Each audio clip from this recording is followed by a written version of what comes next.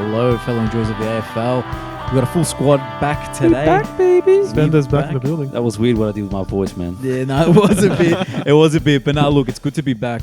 We're going to talk about the AFL winners and losers, of the trade period and of the free agency and whatnot. But we'll start off with the biggest wankers of this draft, and that was the Bulldogs. And making us wait to the last 15 minutes. Stuff these guys. Man. Yeah. Honestly. But anyway, no. So they deserve that title. Anyway, we'll edit that out. Now, are we going then? Let's just start from the bottom of the alphabet, so they can go first. No. We're gonna do it old fashioned. From Adelaide down, and we're gonna start with the good one here because I actually really like the three players that they brought in. Good depth pieces in Cumming, Neil Bullen and Peatling, and they didn't give a hell of a lot. No, they didn't either. So especially, I guess Cumming was free.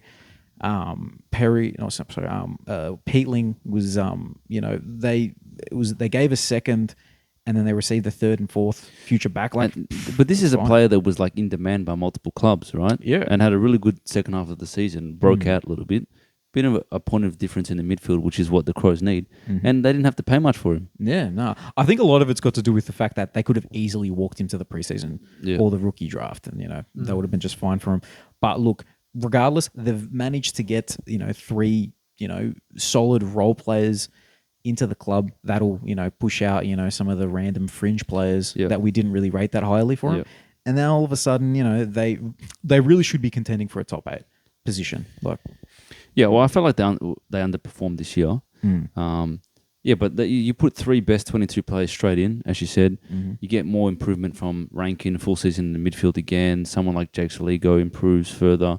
Thilthorpe in the forward line, and you start to see the pieces kind of come together. So I quite like what they've done, and I do see them as being an top 8 contender next year based on that. I think the most important thing they did was getting Cumming to commit before the Houston trade was finalised, because Port would have been interested. And I think they were reported to be. So getting that done before that fiasco sort of unfolded, because Port, let's say the Houston trade happened earlier on, they would have come really hard. Yeah. I don't know in the end how that all worked out, and if there's But they got Rory Atkins, man. That's like for like. We're going to talk about that, man. Don't worry. I got things to say. Well done to the Crows. I agree with you guys. They just need their star players to really carry, and then they've now filled out some of their spots 19 to 22 on the list with definitely more consistent contributors obviously Neil Bullen as well, underrated. Yeah, it's just it's going to be interesting now. How do you fit? They've got a lot of half forward / inside mid types like Neil Bullen, Rankin, Peatling, Keys. They've got a lot of dudes. Even Rochelle used to be pinch hits in the middle a little bit. There's a lot of guys in a similar position, but that seems like a position of need these days. Like all these teams are playing with. Although the winning teams are playing with high energy forward type players, so look. I think it's probably a good position to have depth in, but it'll be interesting to see how they all sort of. I think they need to just decide who's the 3 that plays the bulk of the centre bounces, and then who are the guys that are thrown in there. Yeah, like a Rochelle thrown in there. Rankin showed enough signs to be more or less full-time mid. Yeah, So I think Peatling gets a pretty solid gig. Maybe someone like Matt Crouch gets pushed out. They like to push out Matt Crouch. Yeah, they do like that. Yes, they do. Yeah, they do like trying to get rid of the guy, even though he's been pretty solid for him. And actually, another little thing to add with how much of a winner they are. They still have picked, 4 or 5? Yes. So they've got all these players and they haven't, lost, their big, chip in the draft. So look, that could end up being a Draper, and all of a sudden they have another gun South Australian who can play in the guts. That's another mid though, yeah. It's another mid. I know, but look, I think if he's available, you'd think they'd go and do it. You can't have enough gun midfielders, man. Yeah, but no, anyway, big winners for us.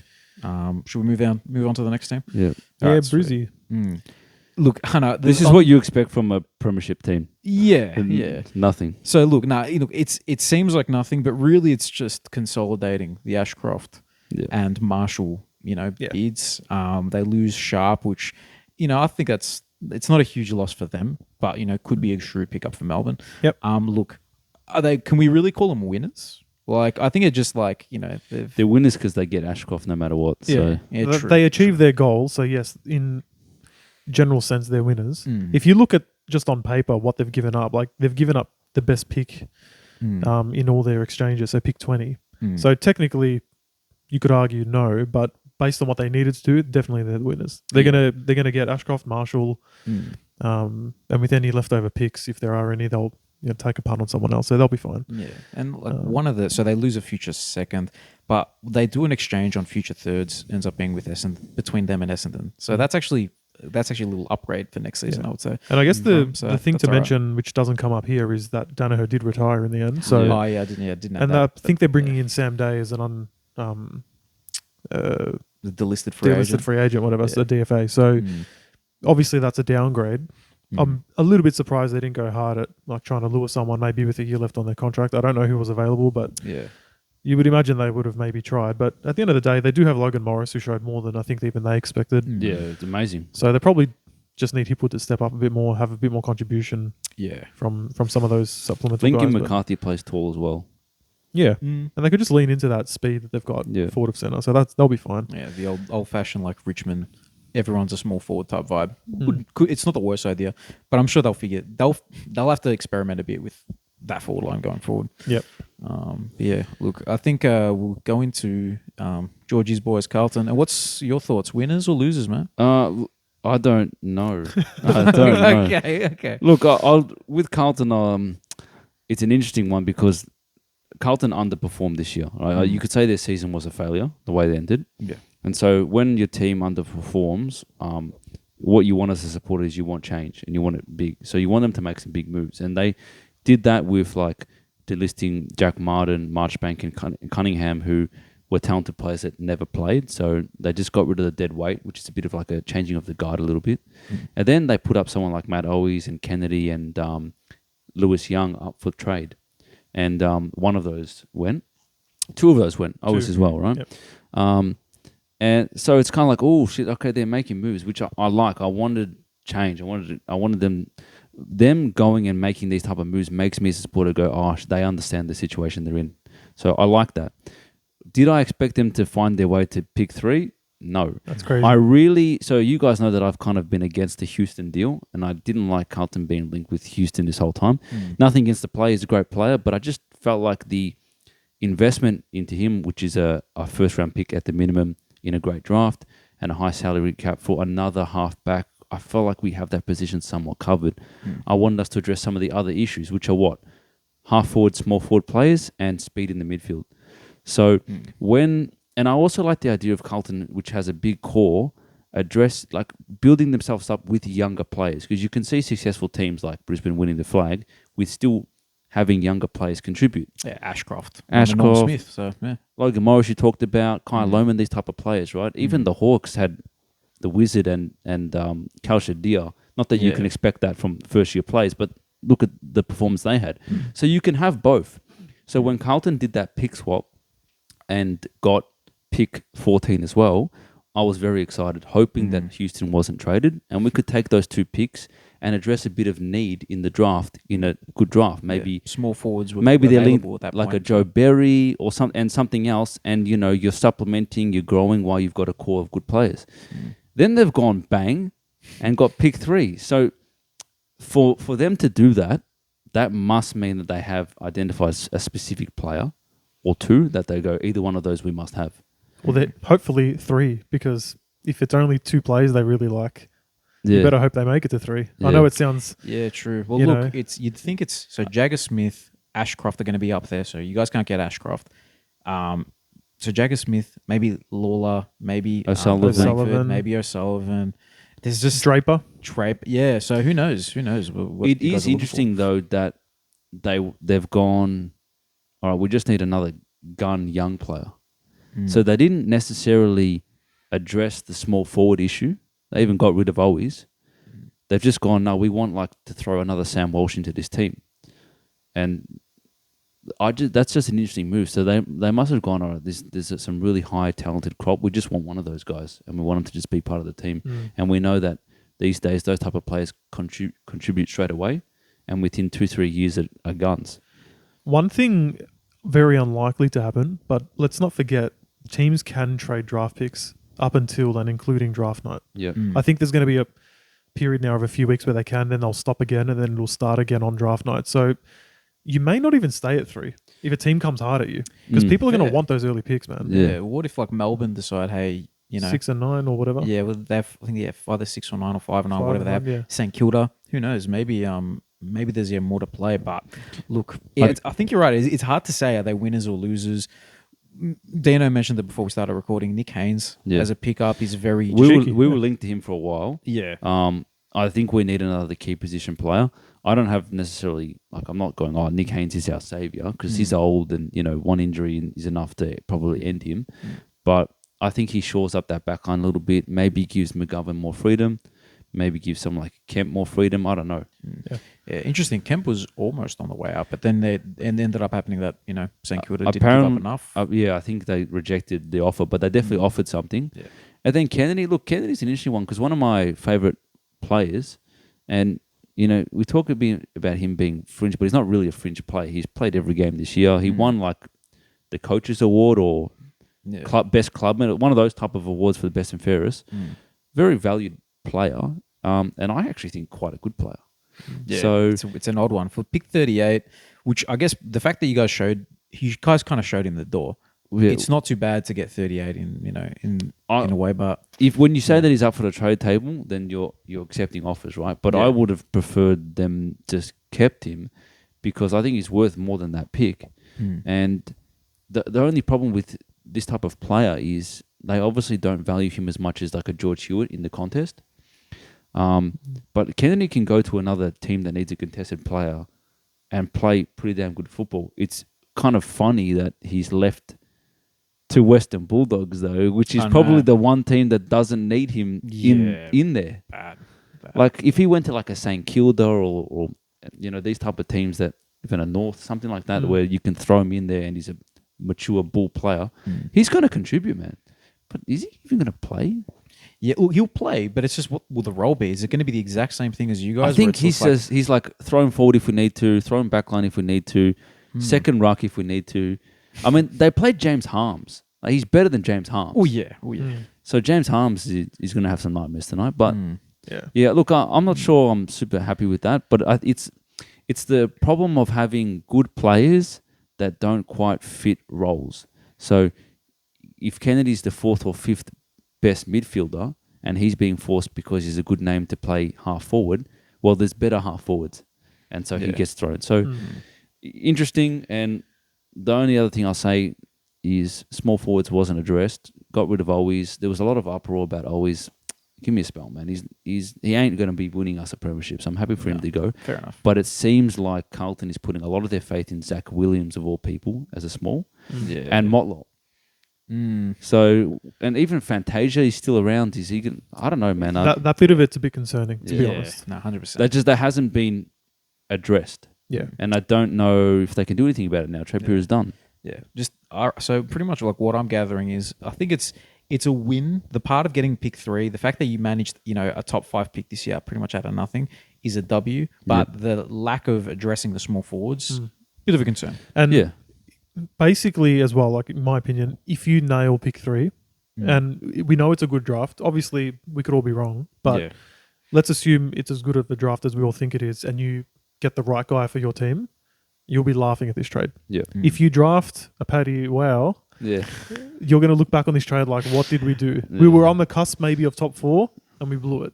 So it's going to have a lot of stakes to it. But they did it. I like the fact that they've invested in youth though. As a Carlton supporter, I'm very over the saviour pick. The Dan Houston will be the one that saves us. The Jack Martin will be the one that saves us. I'm over that. The Zach Williams. Can I ask you real quick as well? So I'm not going to say the names just yet, but what kind of a player in the top end of the draft would you rather draft? Would you rather have like an inside bull? Would you rather have speed in the midfield, a half forward sort of flanker? I think it's very clear that we need a speed midfielder because we've got a lot of the same profile. Cripps, Walsh, Hewitt, Chera are our best mids now.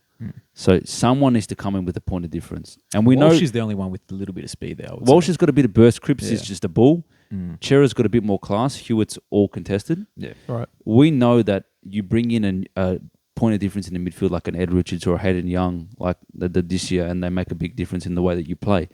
Carlton doesn't really have that. It's going to be Cuzzo, I reckon. They want Cuz, as in Finn O'Sullivan. Sam Walsh's cousin. Yeah, Sam Walsh's 'cause cousin. he was quite high up on the agility testing, and that's obviously He's got bit of speed. speed, bit of burst, But a bit of overhead mark. he can also play half forward, and he did for the VFL for Richmond Yeah. and was kicking goals. I Low think- possession. I think that also helps. You need those type. We don't have those forward half. But if classy you players. don't get him, Jagger Smith has got that speed you want. Sid Draper has the speed you want. Probably not Lawler.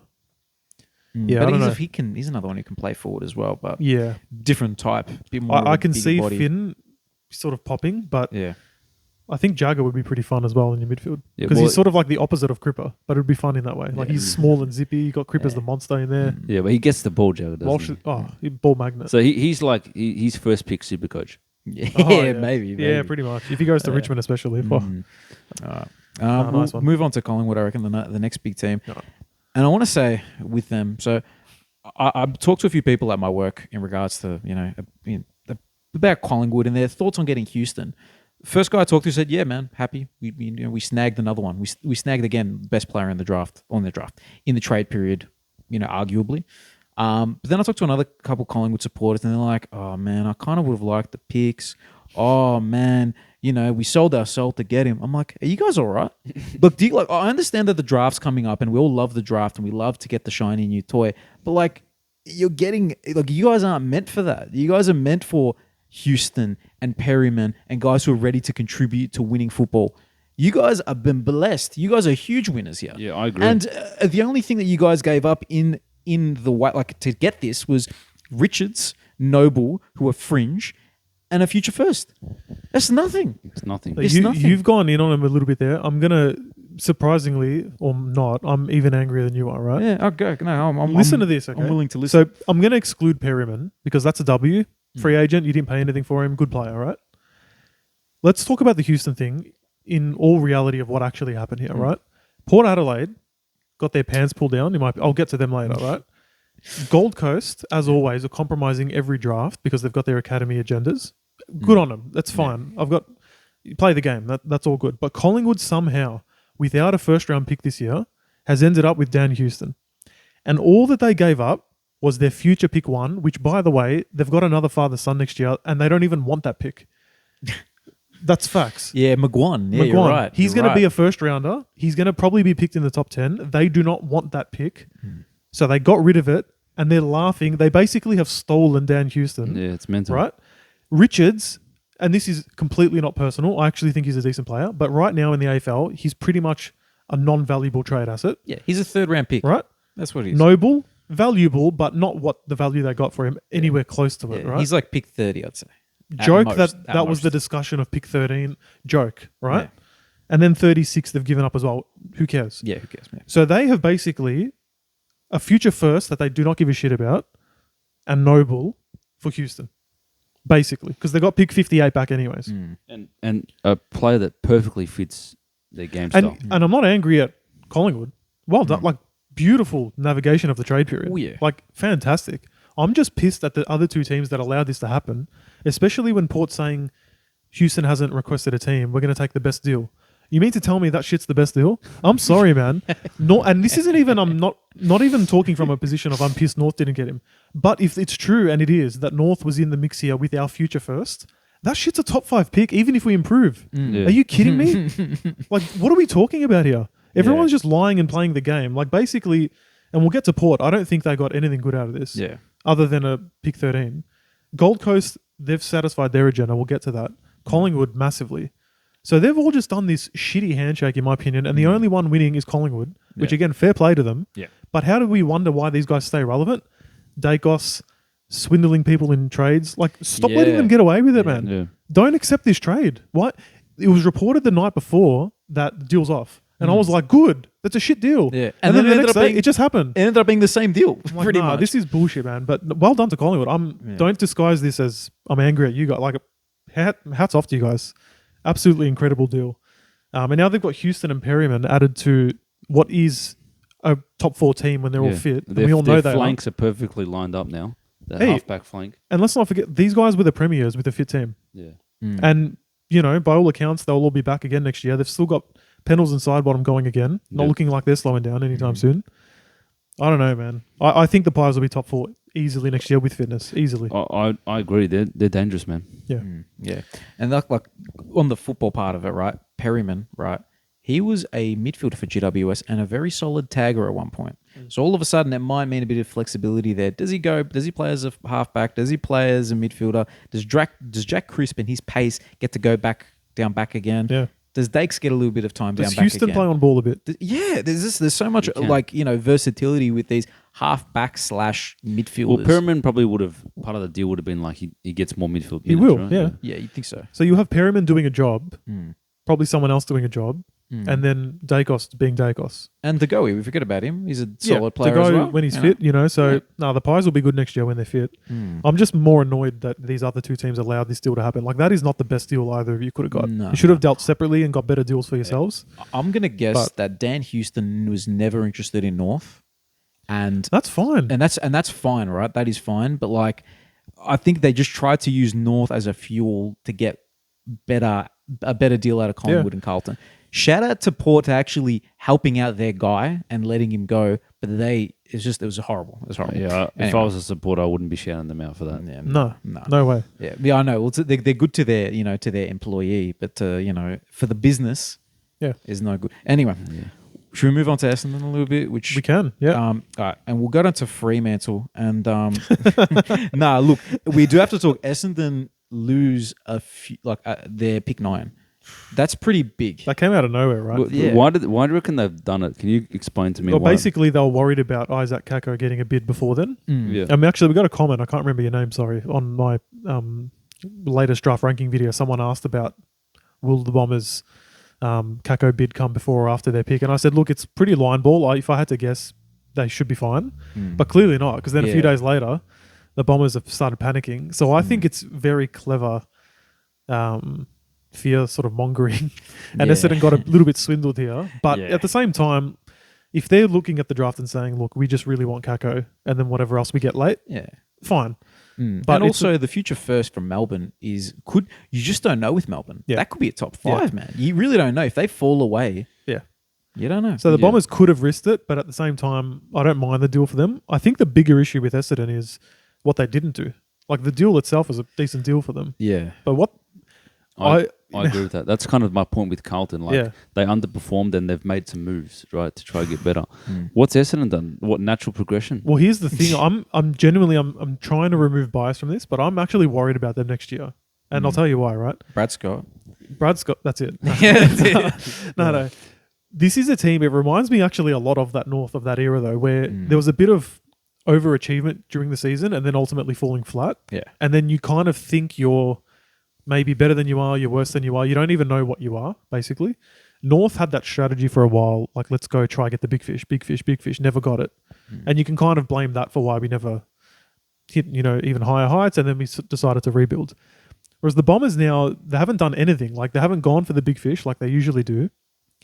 They haven't gone fully into the draft. This year, at least anyway, not yet. They could still try and get back into it. But it's basically just Kako and then worry about next year with no other free agent or trade. So what are we actually expecting of them? And they've had, I don't know, development from the younger players. That's a risky game to play, my friends. What about the Stringer thing that was apparently he was out the door? That's a debacle, yeah. And then I forgot to add that into the list here. That so they lose him. He was a 42-goal forward. No, they didn't lose. They didn't lose him, did he? He didn't get traded. He did, man. He did. He did. It got done. Yeah, sorry, I forgot to add it to the list because I made a little list for the boys. Because AFL they don't get their shout out, Matter. Yeah, Shout no, out, thanks for that. They don't get their lists out in a timely manner. But anyway, So for pick 53, it was. So they pretty much just lose. They lost him for nothing, really. It's not much there. But the thing that's interesting is just the background stuff with him. I think that's the part where it's kind of like maybe they're just cleaning their hands off. Yeah. And they already did it with Nick Hind, and they got rid of him for nothing. And I think if there wasn't any bad stuff, or any bad associations with those dudes, you'd think that they're still good for a list. Like Nick Hind's still good for a list. He's not going to get a look in anyway. Stringer, on the back of a 42-goal season, going for pick 53.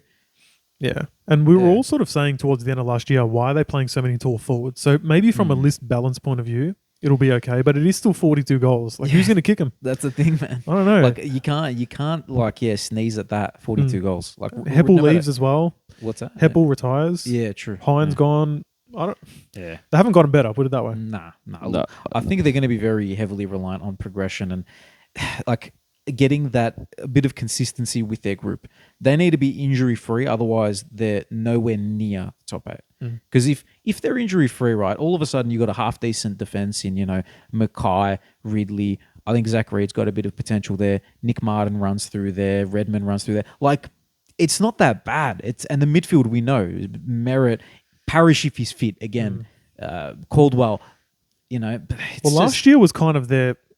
I think that if that list is meant to excite me, it's not doing a great job. not, yeah. I'm trying to sell it Because the thing is, like, sorry, Zumi. they had the red carpet rolled out for them last year, and look what happened. I can't see a world where, like, they'll play Sardis more, they'll play Caddy more, which is exciting. Don't get me wrong. Kako's exciting. They'll get him. That small forward they got from the rookie draft, El Saad or whatever. Yeah, El Haldi. El Haldi. Yeah, they're going to play him apparently maybe halfback. So look, there's potentially some interesting things there, but it's all potential. And Yeah, true. if we know Essendon, like, I don't know.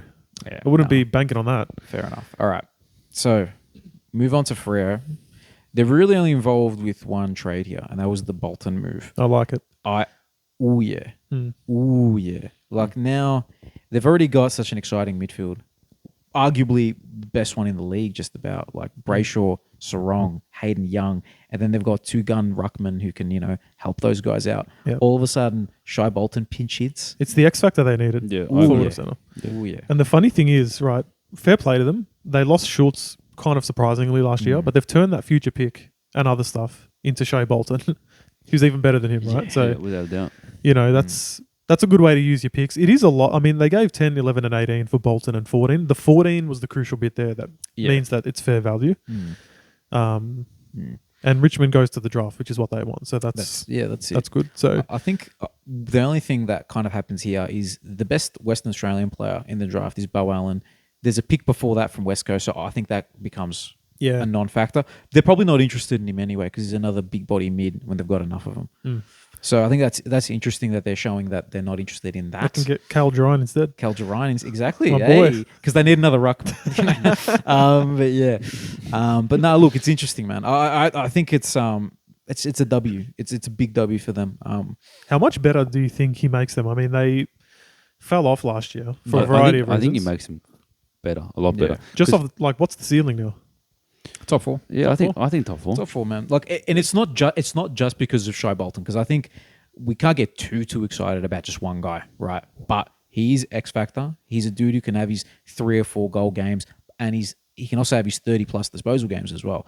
But yeah, it's the rest of the team as well, man. Like the midfield, Caleb Sarong, Brayshaw, and Hayden Young is insane, man. Yeah, it is insane.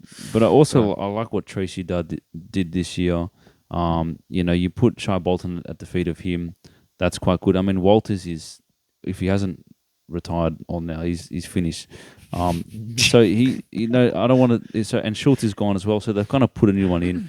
Frederick, I don't know if Frederick's that good or not. Switkowski, but he just adds to that fleet a little bit, and I think it makes a big difference because he's a pretty good player. He just needs to learn how to kick straight, Bolton. Fair. Those 0-3 games need to go away. Yep. All right. Move on to Geelong, another winner, really. They got Bailey. They got Bailey Smith. They gave up not a hell of a lot. They probably don't really care about this draft that much. So 17-38 goes away. Yeah. This was one of the funniest ones on deadline day, which I'm tracking this thing and watching it, and there was apparently like always on the table, pick 17, that's it. And Dogs are saying, no, we're not doing that. And then there's all the talk of we'll walk him to the draft, And all it was in the end was a swap of picks 45 and 38. Like, finally got it done. Like, come on, man. We could have suggested that. They're even whispering in Damien Barrett's ear, who's just reporting. He didn't give any opinion on it, but it was basically like, the Bailey Smith camp, like the managers and that are saying, like, due to his mental health issues, like, we really want to get it done. Like, It's like every player's in that boat, man. Like you can't play that card when it matters. But did you hear the interview from the Connor Sports or whatever his guy afterwards when they asked about how's Bailey Smith going? He's like, yeah, Chill. he was pretty chill. Exactly. Like he was like super calm. It's That's just what like I'm saying. They He play seems the like a card. pretty chill bloke, man. Oh, to yeah. be honest. oh yeah. Anyway, but well done to the Cats. I mean, W. the role will be interesting. I mean, he's always wanted to be more of an inside mid. No, even he's though inside. That's inside mid role. Nah, Yeah. I don't know, man. Atkins could force him out. Look, and blitz ups. It becomes quite dangerous when you got Holmes and Smith bursting out of the midfield, man. And Dangerfield, he can't. Like, I know he's getting old, but like he still has that little bit of burst, and Dangerfield's still dangerous. Yeah. yeah. So mate, all right, yeah, winners Geelong. Good stuff, Geelong. Yeah. Gold Coast now. Dino probably has a couple of things to say, but before Dino goes into angry rant mode, I just want to say that they, in my opinion, they've killed it. In my opinion, so obviously they get rid of a lot of assets and for this year's draft, like early assets, but they've stocked up for Leo Lombard. They get rid of Lukosius, who honestly is just tall Jaden Smith. Jaden Stevenson, sorry. I can't get his name. He's tall Jaden Stevenson. That's really all he is. He's weak. He occasionally gets his 4 or 5 goals. There's a lot of improvement out of that guy that needs to come out. And they clean their hands of this guy whilst getting 2 future firsts. Yep. And Rioli. And Elliot Himmelberg's A8 as well. Yeah. That's, man, they I'm killed it. not going killed it. I'm not going to go in on them. As I said before, like they compromise every draft because they've always got an agenda, but I don't blame that on them. That's just the rules, and they're playing the game well.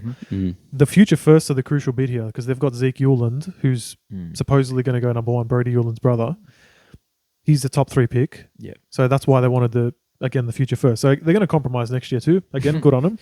So they got, like, I agree with Matzo. Lukosius, I mean, just look at the writing on the wall. Hardwick did not know where to play him this year and did not get the best out of him. So they tried forward, they tried back, they tried every role they could possibly imagine for him. It's dangerous to be a player that can kind of play multiple roles. Yeah, but he's obviously not good enough to. That's right. Be So good enough, if you're not really sure where to play him, it's like the eternal problem, and he never cements it. So Yep. So he's gone, and they'll be fine because next year they'll have, obviously they've got King, Walter will get better if they want Andrew up forward or back, whatever they decide. So no, they've done extremely well. Himmelberg's a nice depth piece. Noble, and actually Rioli's not on the. Oh yes, he is. Sorry, Matter. Yeah. So Noble and Rioli, let's talk about that. Their halfback situation now. Sexton, if they still want to play him there, which they probably won't. Yeah, they're playing Flanders there, and that's not his best role. Yep. His best role is in the middle.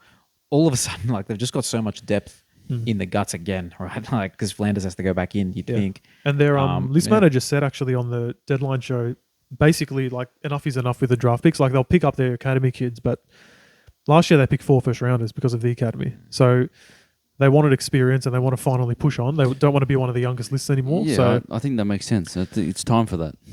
well, let's see if they can finally make a final or be a serious team. Probably not, but yeah. No, I think they'll get there. I think they'll get We'll there. see. But No doubt you'll tip them in the 8 again. Look, man, I do it every year, so That is true. That is I get true. sucked in by the sun. You do. Also, you know, a little bit of a loss there as well. Rory Atkins as well goes How are out. they going to recover? I Put it this way: know. Lukosius and Atkins on the back line. I know that Atkins didn't really play much. Replaced by Rioli and Noble. You take Rioli and Noble over those two. Ooh, No, yeah. they've done very well. We'll We'll get to Port. Port's coming. Don't worry. Yeah. The cooking's brewing. GWS. All right, so they've managed to get quite a bit out of compensation. They managed to get a 42 goal forward in Stringer, but they lose 3 really solid role players.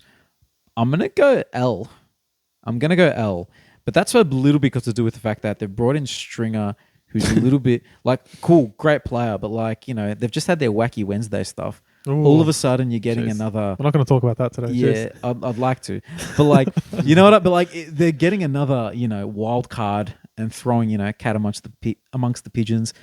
I don't know, man. It's interesting, man. It's interesting. I kind of think it's meh. To be Yeah, honest. it is meh. It is a bit meh. Yeah, look, I'm gonna say. I mean, Cumming didn't play any footy this year, right? No, he played the second half of the year as a wingman, so they kind of, they're misusing him in my eyes. Yeah. Look, cool that pick 16 and 21 is actually pretty good now I think about it, but they didn't get much out of Peatling, who at one stage I thought, man, this guy's worth like a first rounder. This guy's pick one. This guy's pick 1, but Well- he was looking really good. But look, I don't know.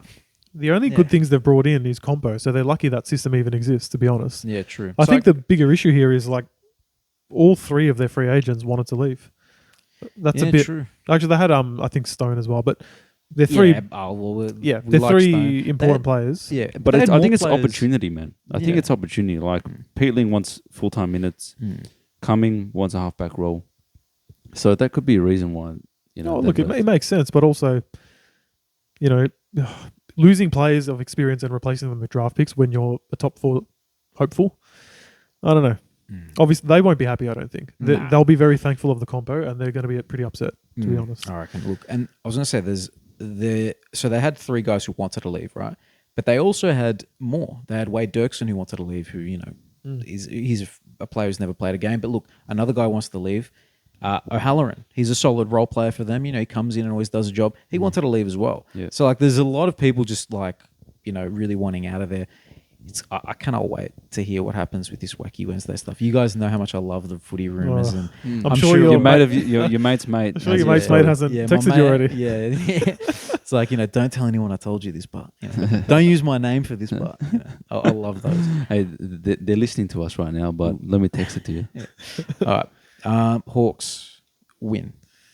They've basically just said we're ready to go. Yeah. I mean, when you make a prelim, you shore up your defense, Yeah. and you go bang. Yep, Yep. 100%. They got the guys they were meant to get. The future picks, I strongly believe next year's future picks don't really matter as much as any pick in history, because there's a new rule next year where you can trade 2 years in advance. Yeah. So if things don't go well for them, they'll just buy back into the draft. Yeah. If there's a guy they really like Weddle, they traded up for, they're going to have 2 years worth of picks to trade back in to get Weddle, or the Weddle equivalent. Yeah. So they're not going to not be in next year's draft. They'll be in it if they want to be. But they definitely got the 2 guys they wanted. Defense is great.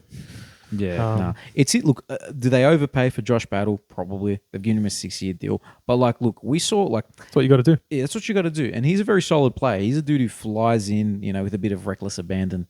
He's athletic. So and it just gives him the Sicily, what's it called? Versatility. I think like it. Sam Frost's role's a bit in danger. Yeah, just quietly. Him. Just quietly. Yeah, it'll be interesting. How do they move? How do they go with Scrimshaw? Does he still? Is he still a key position player, or does he get a bit more freedom? He's got more freedom now, big time. So I think Hawthorn will win. Is not really much we have to say. And again, what Dano said, the future first. Melbourne. Look, this is an L. You're wrong. You're wrong. And the reason is because they got pick 9, and they haven't really given up a hell of a lot here in my eyes. They're future first. But again, Melbourne does this all the time. Yeah. Cal Toomey always says it. Melbourne are like the inventors of, as he calls it, draft to pay. Draft to pay. It's like after-pay for the draft picks, right? So Okay. Melbourne, again, they've basically gotten into pick 9 and paid for it using their future first. Yeah. And next year, they'll get back into the first round by using their other future first. Yeah. And they're just constantly going to be in debt to themselves. Yeah. But I think, look, this year of all years, it's the time to do it because there's That's what I'm saying. it's a great draft and they've just taken advantage. So that one, in my opinion, that's a huge win. Sharp could be solid. They've got a backup to Gawn in Tom Campbell. They're not huge moves, but they're under the radar. But I think they're good moves. But do you think, how does Melbourne get better from what they did this year? Probably that's what I'm saying. They've lost Neil Bullen. He's a role player. Well, they do have 5 and 9 this year, so they'll get 5 and 9. Yeah, right. Yeah. So the 9 They'll got get extra. So they're adding draft talent, but they're not necessarily making their immediate team any better. Look, I think the draft talent does make their immediate team Depends better. how. Yeah. The thing I will say for them, the only reason why you could, say, their off season in entirety is a loss is because of the off field stuff. Because look, I look at these transactions based just on ins and outs, and I think W. Is that crazy to say? I think it's dead even. It sort of depends on who they draft this year. Yeah. Fair enough. I think it's like losing Neil Bullen. I can see where George is coming from. Like, you're losing an experienced player, sort of getting into this year's draft again at the cost of next year. So it's kind of like, okay, you can see it both ways. Yeah. But if they nail, we all picture Port Adelaide's draft of Rozzy Butters. Say they bring in 2 guys that come in and make an impact. Yeah. They've made the right call. And I think there's a higher chance of that happening. But I'm not going to give it a big W. They probably do need a lot more younger talent, right? Yeah. If you really think about it. So they brought in Windsor, and he's going to be a good player. But who else is kind of up and coming in that team? Well, that's the thing. They need midfield talent. They need it. They need whoever ends up dropping to them out of those midfielders like Lawler, Murphy Reed, because that's probably around the 5 mark. My boy. Dino's boy. Any of those dudes fall fall to 5 and 9, you snap them up, And and maybe even a key forward. Maybe they go, you know what, stuff it. We'll take Harry Armstrong, and then whatever mid falls to 9. Whatever it is. So, and let's not forget, like, there's all these constant rumors, like Oliver every year maybe wanting to leave. Yeah. Petrarca came out of nowhere. We're assuming that won't go away. Pickett every year, there's always a whisper. yeah. Gorn's getting older. Like, I don't mind starting the draft thing from now while you're still relevant. Because if you wait till next year when it all blows up, potentially, then you're just a year behind. So, have I convinced you guys it's a dub or not? yeah, no, I'm lowercase W. Yeah, lowercase W. Depending on who they draft. No, I'm not. No, I wouldn't say a capital either. Yeah. But now it's our turn, Dana. I'm excited, man. I'm excited. Look, so That's so funny that you did Constante in Greek. yeah, I had to, man. I'm glad you noticed. But yeah, look, my initial thought, like with, say for example, the first one, the Caleb Daniel deal, we did overpay. I think Yeah. draft As of the player that he was last year, we did. Yes. Yeah, 100%. But like, look, Darling, Daniel, Parker, Constante, they're 4 dudes who, we'll leave out Constante because we don't really know him at the AFL level yet. But he's a small forward, position of need, high draft pick. First Right. round pick 2 years ago. First round pick just 2 years ago, right? Yep. But those 3 dudes are like premiership players. They're all, good. Like Caleb Daniel, all Australian as well. Luke Parker, gun, champion player. Darling, was only picked 67 anyway. Yep. So look, I'm happy. I think a team like North Melbourne just needs more senior bodies with experience. So you've put 3 of them in, and it just shores up that team. Yep. So I think it's a good move. Baby. I'll probably be even a bit more, surprise, a bit more optimistic than even Matza, right? And here's why. Think about it practically from my point of view. And this is no offense to any of the players I'm going to name, right? But I don't care how old Jack Darling is. As Matza said, he's a premiership player who's still way better than Toby Pink. And guess who we played way too many times last year? Was Toby Pink. No offense, man. Yeah. And Right? to Jack Darling's defense, he had the most tackles in the forward 50 for West Coast. So obviously the dude's still willing to run and try. He'll be an improvement on our forward line. There's no question about it. The bar's not high enough to say that he won't contribute. Okay. Yeah. Now with Daniel, we did overpay. We've paid pick 25 for someone who wasn't even really in the Dogs' best 22. But we all know just a few short years ago when he was a halfback, he's a very good player. And that we've already said he will be a halfback. He's going to be the main ball distributor. So what that tells me is no more reliance on Zach Vischer. Yeah, Colby McKercher can go up the field. Yeah. That's a huge win. Like, for the context of the trade, I'm willing to pay up a bit because of the importance on the whole team, right? Yeah. Parker, invaluable. He just played in the grand final and was one of their better players late. Didn't give up to the last siren, kick 3. Those goals were classy as well. They weren't just they weren't just tap-ins. Correct. And we need someone in the midfield with more experience to then he can go forward and kick goals too, right? So that was always going to be a good one to get in. And Constante, you're right. Like, former first round pick, small forward. He's shown a little bit in the VFL. Like, you're happy to take a flyer on a guy like that. 100%. So I think the overall impact on our team is exactly what we need, because all year, and it's right, and I've been the biggest advocate, our leaders aren't really other teams' leaders.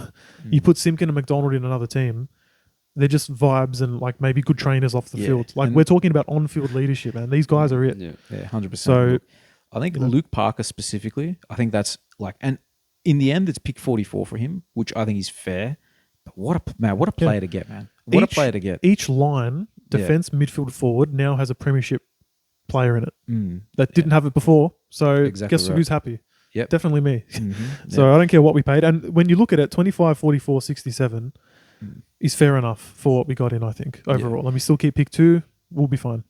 I think, one thing I was going to say with Parker specifically, right, is I don't know if you remember, Dino, but when we had Wardlaw go out for a few games, when we had, like, I don't know, Simpkin went out for a few games. LDU, I think, played most games this season, so not him. But, like, when we have an injury or two in the midfield, all of a sudden, Will Phil's getting a lot of time in there.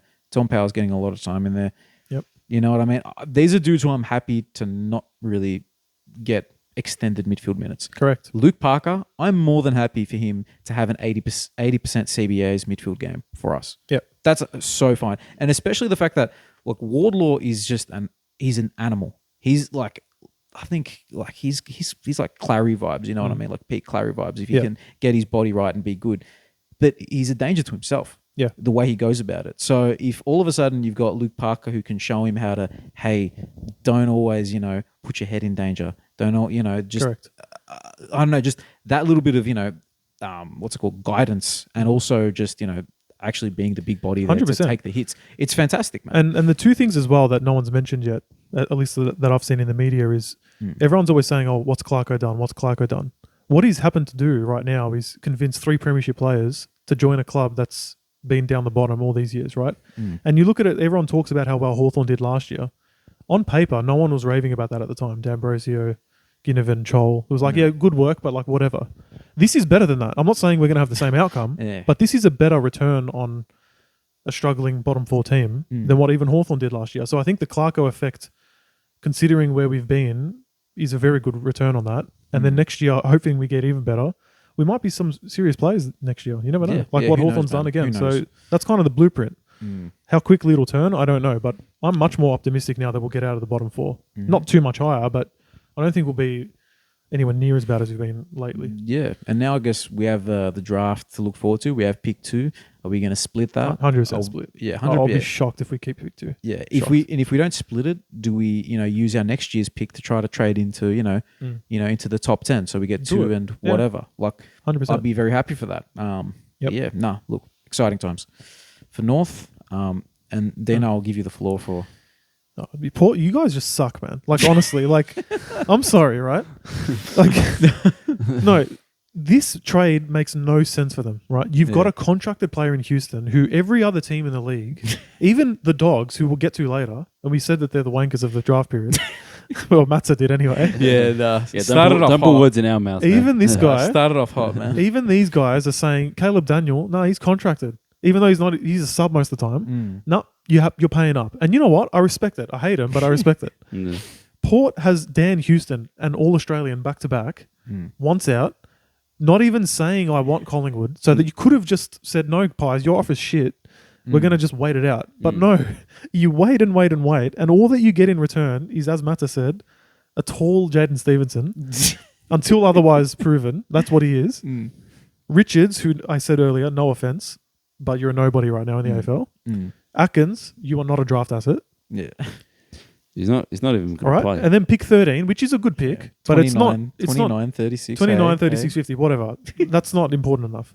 So basically you've given up, and you've given up your future first as well. That's the kicker in all this. Yeah. So you've given up a first round pick, which is probably going to be 13. So that's going to cancel itself out.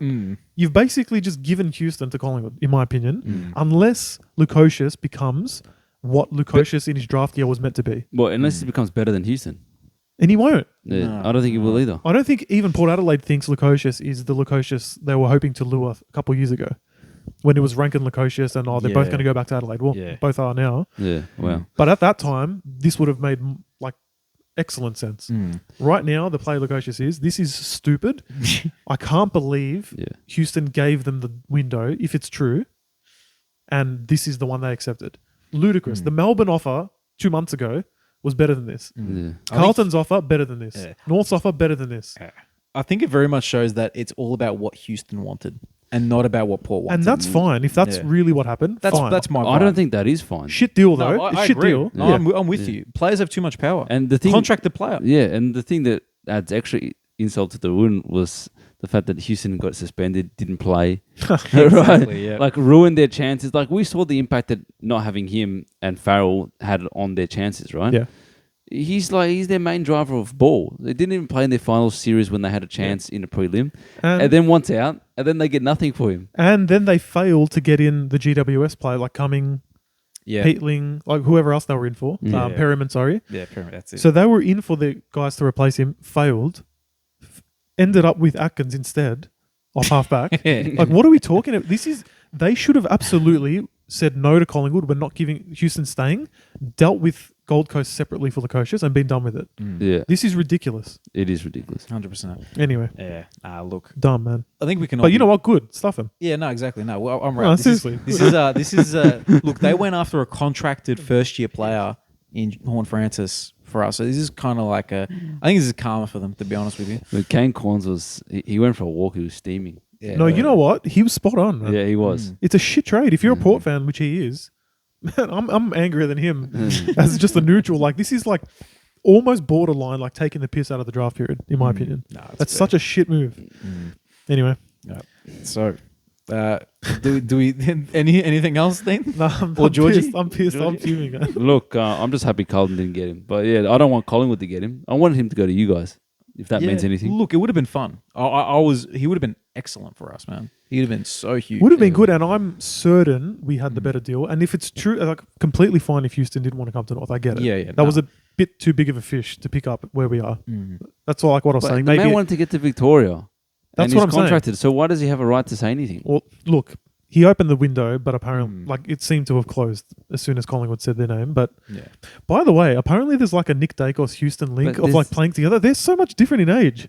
Yeah. Did you guys I pick don't up on know, that? Well, Yeah, I don't Houston's know. 27. Dacos is what? He was 20? like 21 max. Yeah, I don't know. They got a Dacos is a pretty good player. Maybe under 60s is probably still dominating. Do you know what I 12. mean? There was like a photo together where they both won. It's like great win. It's Yeah, like, and they look like they're the same age there. what the hell? No one's mentioned this. I'm lost. I'm lost with that. Anyway. But yeah, now look, I think Nick Dacos is probably the biggest draw in regards to like getting guys That's to play fair. with him. That's fair. That's yeah. But Port could say no. Yeah, no, true. He's No, 100%. contracted. Yeah, exactly. He's contracted. I think it's for another 2 or 3 years. Like you're gonna get the same offer next year. And again, Port could just play this off like, look, we don't want to be that team holding a player that doesn't want to be here. Like, he really doesn't want to be here. Let's just get rid of him. Yeah, but he didn't even. And if that's the case, they've just been like basically put in a corner and had to accept this really shit offer. Yeah. In that case, I kind of feel for them, but at the same time, it's Port, so whatever. Houston has dogged them, but they should have. They needed to hold firm. Surely. Yeah. They should have got more, but They Collingwood had wouldn't have not. expected a contracted player that signed a long-term deal to want out. Exactly. Now their defense is seriously weakened. Like, how did Gold Coast get more future picks than them? I don't get it. Like, Gold Coast has given up 13 but received Port's. Like, why getting rid of your own pick for this? For the Lukosius side of it? Like, I don't know. For me, I don't know. If I'm looking on that piece of paper as a Port fan, I'm like, why would we do any of this other than just we're forced to do everything? And that says a lot. But anyway. Yeah. Anyway, good luck to them next year. Yep. Good luck to a team next month in the draft because it's theirs, Richmond. Look, I think considering half the list asked out, right, and there probably could have been more. Like there was more. Like apparently Broad, was in talks with North. Bolton managed to re-sign. I don't know. There was probably other dudes They were as well. saying Lynch could go. Yeah, Lynch could go. Look, they end up losing some really top players, but the return is insane. So you guys know the draft better than I do. Like, how likely are they to get 8 good players? Look, I don't think you look. I think based on a list management perspective, you can't take that amount of first round picks because you're gonna have to pay them all at the same time. It's not gonna work. They're gonna have to split up this. They're gonna have to, right? Either trade a couple picks up to better picks, or they're gonna have to trade into next year, which is cool. I think, funnily enough, I think North will be eyeing that pick 6, to be honest. And I'm seeing these other picks here, like 6 and 20 for 2, or 6 and hopefully 10 or 11 for 2 would be even better. But 100%, even 20 would be fine. So I think they'll probably compress it. And if I had to predict, I think they're ending up with picks 1 and 2 in the draft. I think that makes too much sense to not happen. But in any case, like you asked, like, what's the odds of getting 8 good players? Not that high. Yeah. But you might get 3 or 4. And that's It's likely to be like a Butters, Rosie much more likely. type of thing. Yeah. And if they get 1 and 2, all of a sudden it's Jagger and Lawler, who is sort of different types, or Jagger and Finn O'Sullivan, slightly different as well. Or Finn and Lawler. Finn and Lawler, yeah, exactly. So they can do a lot. Maybe this whole Jagger stuff playing in the Richmond VFL was just a bit of a smoke screen for other players. I don't know. We'll see. So like draft wise and look, at the end of the day, they've won their premierships. Yeah, They've bottomed out way more than they thought they would have. But at the right time. But you're thinking, you know what? At the right time, Tassie's coming in a few years. yeah, The draft system's changing next year. Like, if you're going to bottom out, this is the way to do it. yeah. It's just a shame that they bought in on Taranto and Hopper, and that got rid of 2 Sucks first for round them, picks. bro. Sucks for those 2 guys specifically, and sucks for them that they couldn't get a bit more talent in. But look, with the hand that they've been dealt, I think this is pretty damn good. I think it's going to be exciting for their fans too, because now that they're officially in the rebuilding, they're going to pick up some really high-end talent, and they're going to play round 1. Yeah. Right. As a Richmond fan, you then look at them as a whole different way, right? You're not looking at the mature players like the Bakers and the Boltons to help them because they're gone. Now it's all about the youth, but the youth is going to be there. Yeah. So, And quite honestly, like, Shy Bolton I really rate.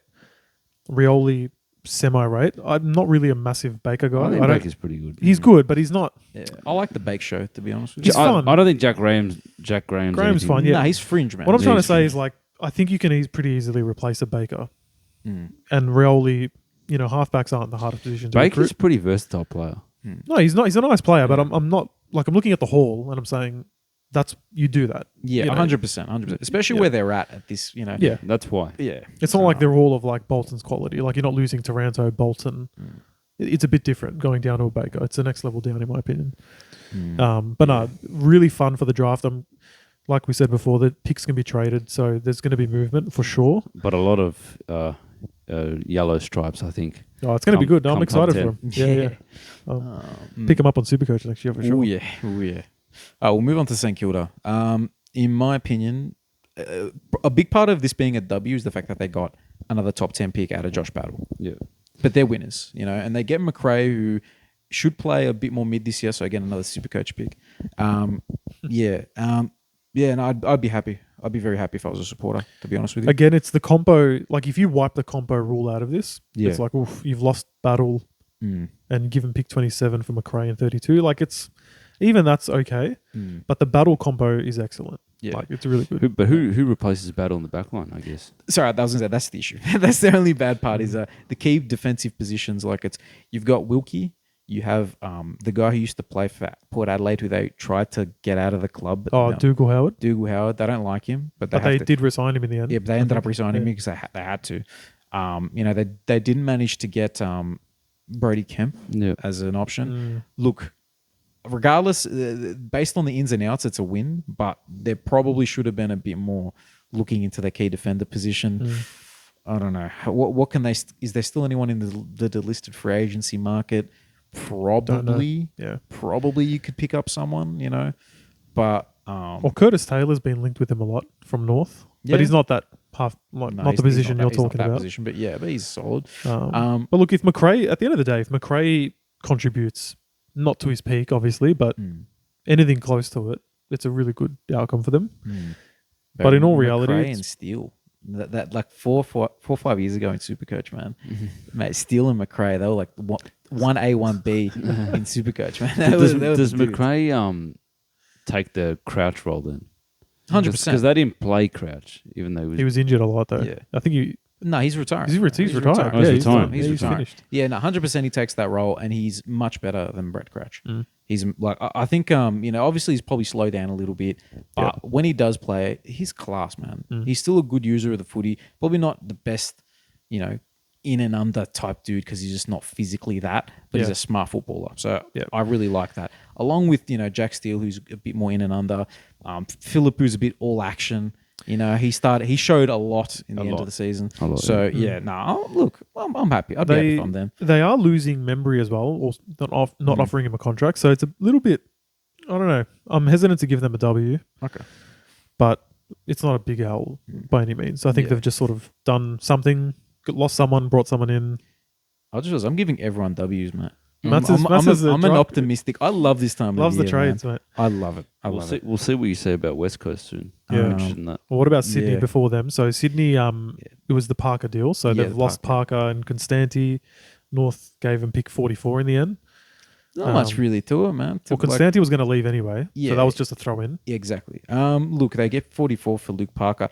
I think it's kind of bad mismanagement of the player, considering he's a champion of the club, and all of a sudden, you've forced his hand to leave. I think that's pretty bad on their end. But like, I don't know. I'm just going to say they're losers because there's not much to what they've done here. It is kind of interesting that he did want to leave to go to North specifically. Like that's clearly a Clarko thing, to be honest. Like even when Hodge left to Brisbane, Hawthorn was on the decline at that point. Sydney's just played in the grand final. So if the role's there for him, like you're saying, clearly he's not happy with what happened this year. Which, to be fair, like he was out of the team and then got suspended in the VFL, then came back. He really only played the last 5-6 games, didn't he? So he played pretty damn well as well.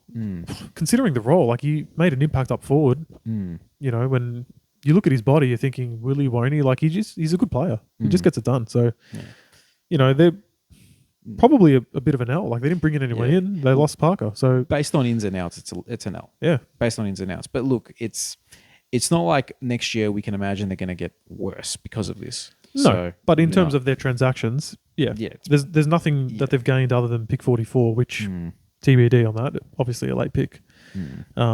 But yeah, what about West Coast boys? West Coast, I'm gonna say that it's an L. Yeah. It's an L. West Coast fans are freaking out, so Yeah. I'll probably believe what they're thinking. Yeah, no, I agree. That's what I said. Did they need to give up pick 3? No, They didn't need to do it, right? no. Well, you were saying this before, so paint the picture again. Just break it down. Well, so Barras, right? If they had traded Barras to Hawks for pick 14, they could have given that pick to Baker, right? And then kept 3. Am I right? I guess so. Yeah, yeah. Plus other So stuff. because they stalled on that, Carlton took that pick, and that was why Carlton's first move was like, oh shit. Yeah. You know, everyone else is stalling, playing games, and Carlton's just gone bang, and now they've had to do the ring around. Yep. Because they took that pick back. Well, this is why Carlton, what they did specifically was smart, because everyone was fighting over pick 13, which turns out Gold Coast was just playing a game with us all because they wanted this specific deal with Collingwood and Port. So Carlton's like 13, 14, So they went and got 14 instead and then used it. So I think I'd be losing my mind if I was a West Coast, because we know we've talked about the quality of the draft and what you could get in a team that needs young talent, like a lot of it, and they're not going to get that early pick. Yeah. Well, there was a guy on YouTube. They got Matt Owies though. They got Matt Owies. They There got we Matt go. Owies. He's a gun. Put him in the center. Oh man. One of the other YouTube channels, True Footy's a big Eagles fan. Yeah. He was the one that was pissed. Yeah. I actually, I don't. Oddly enough, considering we do AFL content, I don't listen to pretty much any other AFL content apart from ours. Right? I watched that video. Yeah. And I'm like, it was interesting. It was very interesting. And basically, like what I took from it the most was when you're a rebuilding team, and West Coast, unlike North, have had the experience, at least in the club, whether they're fit or not. But there's not been a lack of experience during the rebuild. So they didn't need to do this to get Baker, as you're saying. They could have almost definitely got him by other means. So you're trading out of pick 3 in what promises to be a really good draft to 14. It's like, what are you doing? Like, so it ended up being a slide of 3 to 12 to get Baker and Owies. but the always Or thing, something like that. That's insane. Look, this dude's trying to hold in his laugh. Look, he's just like he's going. But like what the criticism was like, they could have taken Baker. They could have walked into the preseason, couldn't they, with Baker, because he's uncontracted, right? Is that the Can't case? remember. Nah. I think he's. I don't think contracted so. Still, man. Is he? But either way, Are you like, sure? I'm pretty sure. I might be wrong. I don't know. either way, you're right. There had to be a better And way. they lost Barras, dude. Yeah. He's a good player. Yeah. Look, the only Big thing I L. can say, look, they're going to need that future first so they can attempt to be in the Chad Warner sweepstake. That's the only thing. Like we have to wait 12 months to figure out whether it was okay or not. Well, they're going And to if it was- probably, yeah. they'll offer Hawthorn's future first and theirs, which will be a bottom 4, Yeah. top 4 pick. Mm. And then the future picks that they're going to be able to trade. So yeah. they'll have the ammo, but again, you didn't need to do that to have the ammo. You still would have been bad next year. You didn't need to do the trade. They're finishing last next year. Well, there's Richmond as well, but Richmond, for sure. look, the reliance on still the Yos and the McGoverns to perform, to kind of cover the holes that West Coast have, is going to be huge. Yeah, look, I think my only concern, like if I look at the list in 3 or 4 years' time, right, this is from the outside looking in, I think your forward line is covered, right? They've got Allen and Waterman. Yeah. The rest of the pieces you can figure out. The midfield, right, Harley Reid, Baker and Graham, who are solid. And Jimby. And Jimby. They're all solid, workman-like type players, tough in and under, can provide a role, right? Apart from, and obviously Harley Reid's the star out of that lot. If you can get Warner in that as well, they've got a decent ruckman in Bailey Williams. He's solid, right? They could probably manage to get another ruckman as well, perhaps, and then maybe Bailey Williams. Kale Jarine, perhaps. You know what I mean? That'd be pretty good there. Nice fit, Kale Jarine. Anyway, the only issue is the defense, right? Who's their defense? Like Barris is gone. You got McGovern. You got what? Josh Rotham. Like, what do you got? Tom Cole? Is he? Tom Cole? No, he's not. No, but He's key not there positions. I'm talking about key positions. They got nothing. That's No, the they only- got Brett Hoff. He's not a key. They've got He's a lockdown. Nah. They've got Edwards. Edwards is the other key position-ish dude. I don't know if it's Harry or the other Edwards or Luke. I forget. Yeah, but There's suppose they don't get Warner. Like, it's all good and fine preparing to try and get him. Yeah. Unless they know more than we do. But even if they do get him, there's always going to be the cloud over Harley Reid coming back to Vic. Like, a big team's always going to be chasing him. So Anyway, risky game. Definitely an L right now. Yeah, huge L. Look, I think the interesting side story with Harley Reid is that I'm quite sure he's in a relationship with Yasmin Dersma, right? Now, I just hope that he's on good terms with brother-in-law Big Game Zane. Hey, And then maybe, But doesn't Jasmine Dersma play for the Blues? perhaps. But the thing is, like, Same facilities. North's about to win. Same training North's about to facilities. win the women's league, mate, by a country mile. So she might come to exactly. North. So maybe we get Yasmin over to North as well, and then all of a sudden Zane goes, "Hey man, how cool would it be if all three of us played for North?" Like, Get Xavier, draft Willem next year. I don't care. yeah, exactly. It's all good, man. Here's the chance, man. You know. But anyway, we've got a link to Harley Reid now, which is kind of cool. Apart from the fact that we gave him away, you know. But there's another link now with Big Game Zane. Well, there wouldn't have been the link if we had Harley. True. No, you're right. We would have gone Harley Reid. So now basically this whole win against Gold Coast is so we can get Colby, Zane, and Harley in one. It's like Back to the Future Part 2 or whatever. Yeah. Go back in time to not draft to not beat Gold Coast so that we can draft Harley, but then we wouldn't have Zane. We wouldn't need Zane to get Harley. I'm lost with what you said, but like, yeah, I'm sure it was. It's getting late. Let's finish up, boys. All right. Bulldogs. L, because Bailey Smith, McRae, and Daniel are good footballers, just poorly managed. Yep. And you get a late first, an early second, and Matt Kennedy, who's really solid, but that's trash. The only thing about those, like Bailey Smith was always going, so I mean they probably counted that in their books ages ago. McRae wasn't really getting game time, and Daniel wasn't getting game time. So did they lose? They got the maximum value from the teams that wanted the players. Yeah. 100%. I wouldn't say for Smith, but then he's saying that they had to take a deal. Well, he was walking. He was one that could walk to the draft. So you're right. I think realistically they got the absolute most out of every team they dealt with. So you can say from their point of view they turned a bad situation good. But I think you're looking at these three players. The mismanagement's the thing that comes out to me, right? Yeah. If Bailey Smith hadn't done his ACL this year, this exact thing would have happened. Just the draft capital would have been different. Because he always was on the fringes of leaving, even before last year. Because they're playing him on the wing. Correct. Like, Daniel, All-Australian, he made an AA when he was a halfback. You've mismanaged him and decided he's not a good distributor off halfback anymore. For what reason? I don't know. Bailey though. And at the start of the year they were iffy. They had both doing it when they were winning premiership. Yeah. They were both doing it anyway at that time. Yeah, so exactly. Yeah.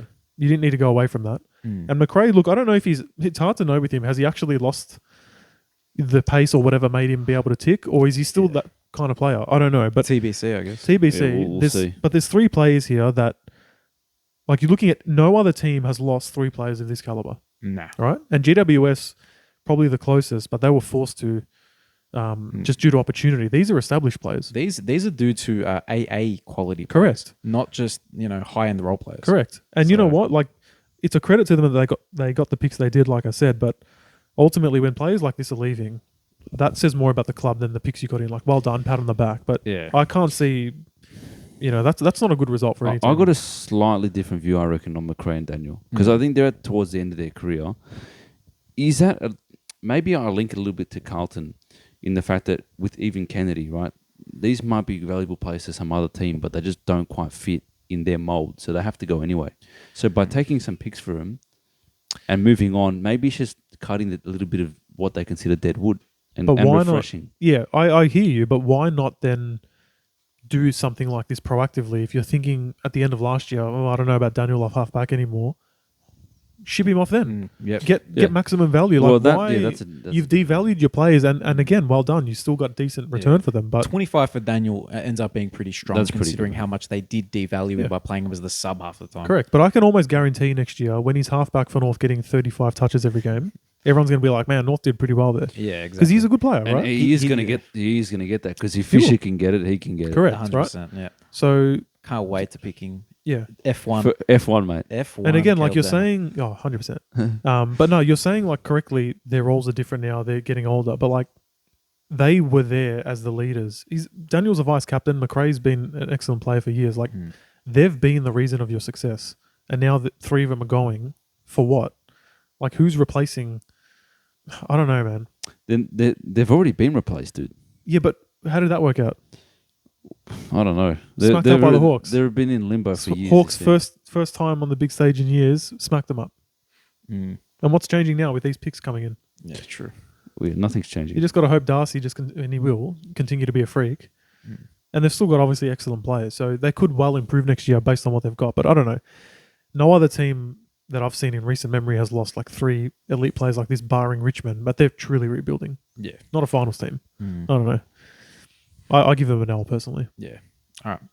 All good. So we've gone through every team now. I don't really think there's much more to really good go riddance. on. That was an annoying trade period, to be honest with you. Like I'm glad it's over. Yeah. I quite enjoyed it because it was like, what's Carlton going to do next? But You guys were active earlier though. See, I was waiting. we were the only team doing anything, bro. Man, I messaged Matza. I checked my messenger just then. At 7:25, it's finally when Riley Beveridge gave us the nugget I was waiting for.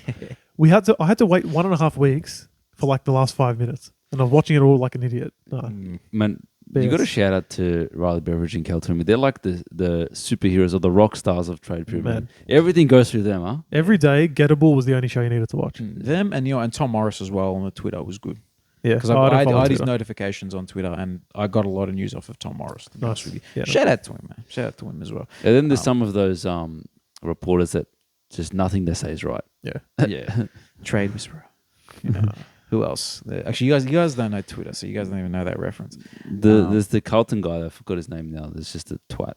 Yeah. He's a twat. I don't know. Bro, it's late. I know. Our language on this episode's been woeful. But yeah, no, look, thank you guys for getting through that episode with us. I don't know what the next episode or the next video is going to be because, maybe draft stuff, maybe some more redrafts. Thank you guys for, talking with me. And let us know if there's anything draft related. But yeah, Matt's going to do his thing with those re-rankings. Yeah, and some other stuff as well. We'll see how we go. But yeah, no, thank you guys for watching. Thank you very much.